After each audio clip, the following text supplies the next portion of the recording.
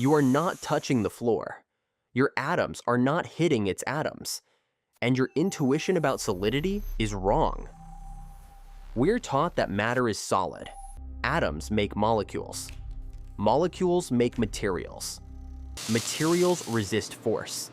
It feels mechanically complete. But atomic physics breaks the picture. Because atoms are mostly empty space. And the thing that keeps you up is not simple contact. Let's separate 3 layers. Observation. Materials resist compression. Floors hold you up. Established theory. Atoms are nuclei plus quantum electron states. Electrons are fermions. Fermions obey the Pauli Exclusion Principle. Active research/interpretation. What quantum statistics means philosophically is debated. We'll stay in the middle layer, standard quantum mechanics.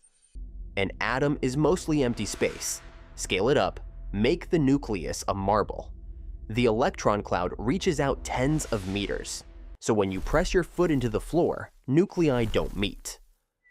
What actually overlaps are electron wave functions. At moderate distances, the interaction is mostly electromagnetic, but push atoms closer and the resistance ramps up extremely fast. Not because the particles touch, because the allowed quantum states run out. That's where Pauli becomes unavoidable. Pauli's Exclusion Principle, 1925. No 2 identical fermions can occupy the same quantum state. Electrons are fermions. A quantum state isn't a vague label. It specifies the electron's energy structure, spin, and spatial form. This is not a new force. It's a constraint on what configurations can exist. Bring 2 atoms close and their electron states start to overlap. Because electrons are indistinguishable fermions, the combined wave function must be antisymmetric. That antisymmetry forbids state duplication. So as you compress matter, electrons are forced into higher energy states. Energy rises sharply. The material resists. That resistance, when it's dominated by the filling of states, is called electron degeneracy pressure. Important calibration.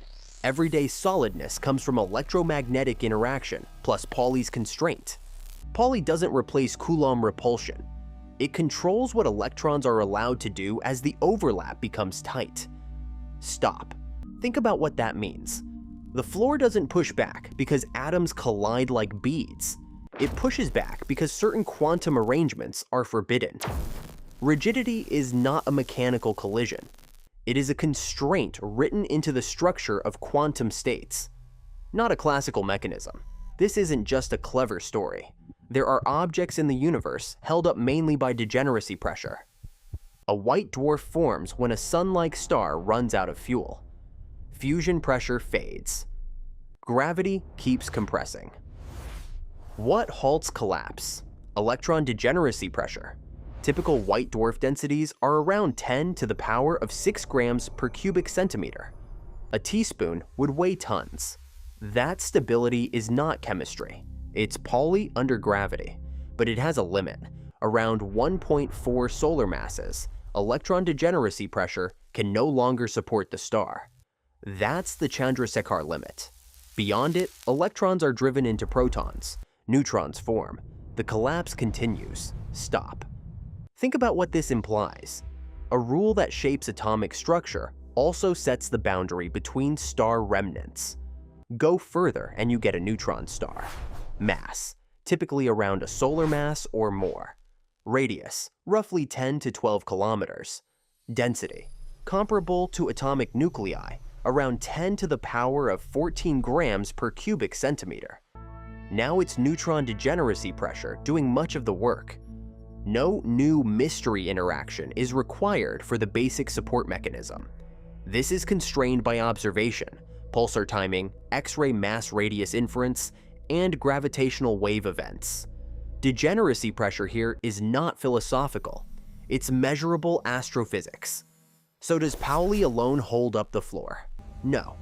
In ordinary solids, rigidity comes from Coulomb interactions between charged particles, quantum exchange effects, Pauli exclusion, which shapes electron structure and prevents collapse into the same states. Condensed matter physics captures this with many-body quantum mechanics.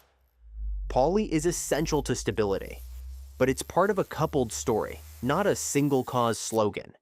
It's tempting to say matter is an illusion. That sounds strong. It's also sloppy. Matter is real. Solidity is emergent. It emerges from quantum constraints applied across approximately 10 to the power of 23 particles. The continuous hard surface you feel is a macroscopic outcome of microscopic rules. No mysticism needed, just quantum mechanics, done honestly. You're not supported by microscopic contact in the classical sense. You're supported by electromagnetic interaction and a strict prohibition on identical fermions sharing states. If electrons behave like bosons, atomic structure would collapse into radically different matter. Chemistry, at least as we know it, would not survive. So the floor feels solid, because the universe forbids certain configurations. And that prohibition scales up into the most ordinary experience you have, standing still.